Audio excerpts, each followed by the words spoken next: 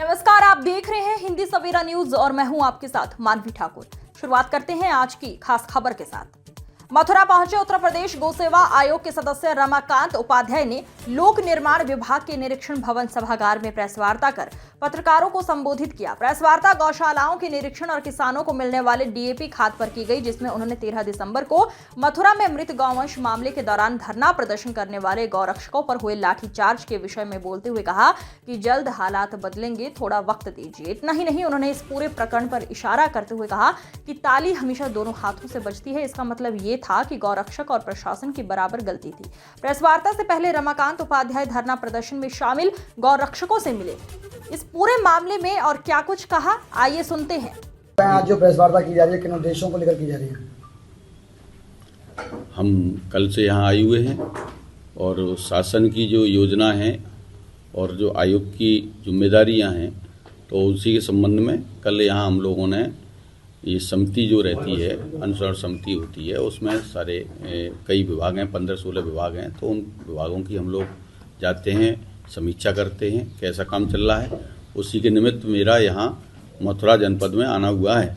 कल बैठक हुई थी, आज हम लोग निरीक्षण में निकले थे, कल भी हमने निरीक्षण किए थे। तो कैसे गाय, एक एक गाय, जैसे पंडित दीनदयाल उपाध्याय जी का सपना था कि पंक्ति के अंतिम व्यक्ति को सुविधा मिलनी चाहिए, ऐसे ही पूज्य योगी जी का ये सपना है कि प्रत्येक गाय सुखी होनी चाहिए, समृद्ध होनी चाहिए और उसकी सेवा होनी चाहिए।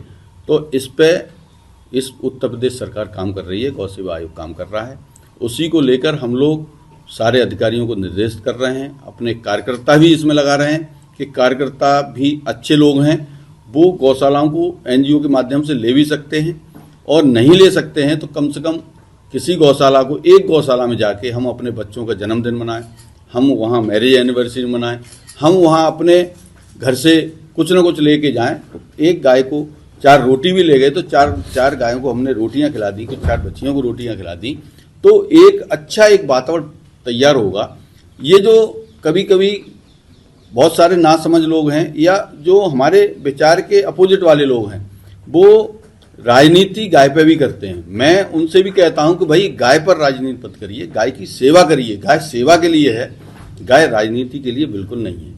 तो जब समाज यहाँ पूरे, ये तो मथुरा तो पूरे उत्तर प्रदेश का एक हट है यहाँ, और यहाँ पूरे देश नहीं तो दुनिया के लोग सेवा करने आ रहे हैं, तो यहाँ के लोगों को क्यों नहीं करनी चाहिए? हम सब लोग मिलकर गाय की सेवा करें। और अधिकारियों को भी निर्देशित किया है कि किसी भी तरह से गाय की सेवा में कोताही नहीं चाहिए। अगर कोई कोताही करता है, आप उसकी रिटर्न में यहाँ डीएम को शिकायत करिए, हमें बताइए, और हम लोग अगर उनको पकड़ेंगे तो निश्चित रूप से हम उनके खिलाफ कार्रवाई कराएंगे।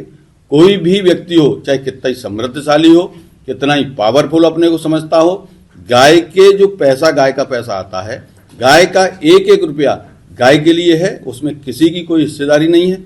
गाय की पूरी सेवा होनी चाहिए, तन मन धन लगाकर। तो हम तो ये कहते हैं कि आप अपना पैसा मन लगाइए, लेकिन जो सरकार पैसा दे रही है उसका सही सदुपयोग करिए और उनकी सेवा कीजिए। और समाज को भी मैं आह्वान करता हूँ, क्यों यहाँ तो लोग कर ही रहे हैं, बहुत सारी संस्थाएं आके काम कर रही हैं, मेरे साथ जुड़ी हुई हैं। एक एक गौशाला में आप लोग भी जाएं, कोई न कोई गौशाला ऐसी नहीं बचे जिसमें हमारे समाज से भी लोग नहीं जाएं। हर गौशाला में जाएंगे हम। आगे बहुत सारी प्लानिंग भी है हमारी कि गौ आधारित खेती कराएंगे, वहाँ किसानों को प्रशिक्षण दिलवाएंगे, प्रत्येक ब्लॉक पर एक एक मॉडल गौशाला बनाएंगे और वहाँ से जो आसपास के किसान हैं उनको जन सहभागिता के अंतर्गत हम 4-4 गौशालाएं गाय दिलवाएंगे। उसका पैसा सरकार देगी, गौशाला से उनको गाय दिलवाई जाएगी और वहाँ छूट में ही सब्सिडी पर गोबर गैस के प्लांट छोटे छोटे आ रहे हैं, वो 10-12 हज़ार रुपये में लग जाते हैं। वो किसान अपने घर पे लगाएगा और उसकी खाद से अपनी खेती करेगा, तो बहुत बड़ा काम इस उत्तर प्रदेश के अंदर होने वाला है। सर, विगत दिनों 40 गौवंश मृत मिले थे और कुछ गौ रक्षकों ने जो उसका विरोध किया और वो जेल गए हैं, इस पे क्या आपकी चर्चा हुई? देखिए, वो जो घटना थी वो एक एक्सीडेंटल थी, उसमें हम इसलिए कुछ नहीं कह सकते कि उस समय न तो जो परिस्थितियां बनी हैं, न तो प्रशासन की ऐसी मंशा थी, क्योंकि मैंने भी, मेरे पास कुछ कार्यकर्ताओं को फोन गए थे तो उन्होंने कहा कि ऐसे ऐसे यहाँ गौवंश के कुछ वो मिले हैं, उसके मरी हुई गाय के कंकाल मिले हैं। तो हमने यहाँ सीडीओ से फ़ोन करके कहा था कि आप जाइए देखिए, और किसने इस तरह की ये की है तो ऐसे लोगों को आप जाके इसकी जांच कराइए। जांच वो लोग तो सीडीओ साहब पर जहाँ तक कार्रवाई कर चाह रहे थे, अपने जो वो लोग जो बजरंग दल वाले हैं वो सीडीओ साहब पे कार्रवाई चाह रहे थे। सीडीओ साहब वहाँ पहुंचे भी नहीं। जो भी रहा हो, मेरे को पता नहीं है, मेरे पे तो फोन गया था, लेकिन ये जो घटना हुई है वो वास्तव में दुर्भाग्यपूर्ण है। तो सर आप अब आज यहाँ आए थे तो क्या उनके परिजनों से आप मिले या उस पूरे प्रकरण की जानकारी करने का प्रयास किया गया?